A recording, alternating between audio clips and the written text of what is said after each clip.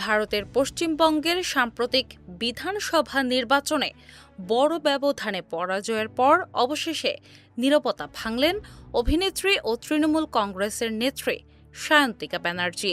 প্রায় ১৭,০০০ ভোটে হারের পর কিছুদিন নিজেকে আড়ালে রেখেছিলেন তিনি। তবে এবার খোলামেলাভাবে জানালেন নিজের অনুভূতি, হতাশা এবং ভবিষ্যৎ পরিকল্পনার কথা। সম্প্রতি ভারতীয় একটি গণমাধ্যমকে দেওয়া সাক্ষাৎকারে সায়ন্তিকা বলেন, নির্বাচনে হারার কষ্ট অবশ্যই রয়েছে। মানুষের তার প্রতি অনেক প্রত্যাশা ছিল বলেও মনে করেন তিনি। অভিনেত্রীর ভাষায়, হয়তো সাধারণ মানুষের সেই প্রত্যাশা পূরণ করতে পারেননি, তবে নিজের সর্বোচ্চ চেষ্টা করেছিলেন।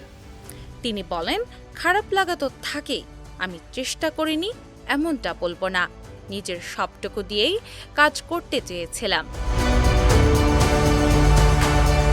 নির্বাচনের পর থেকেই শারীরিকভাবেও কিছুটা অসুস্থ হয়ে পড়েন সায়ন্তিকা।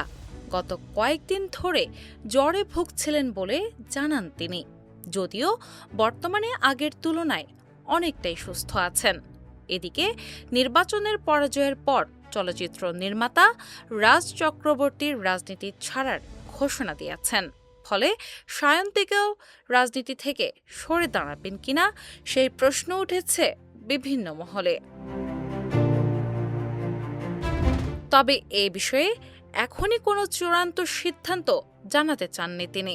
অভিনেত্রী বলেন, ভবিষ্যতে কি করবেন তা এখনই নির্দিষ্ট করে বলা সম্ভব নয়। তবে একটি বিষয় পরিষ্কার করেছেন সায়ন্তিকা, তিনি আবার অভিনয়ে মনোযোগ দিতে চান। দীর্ঘ সময় রাজনীতিতে ব্যস্ত থাকায় নিজের শরীরচর্চা ও অভিনয় জীবন থেকে কিছুটা দূরে সরে গিয়েছিলেন বলে জানান তিনি।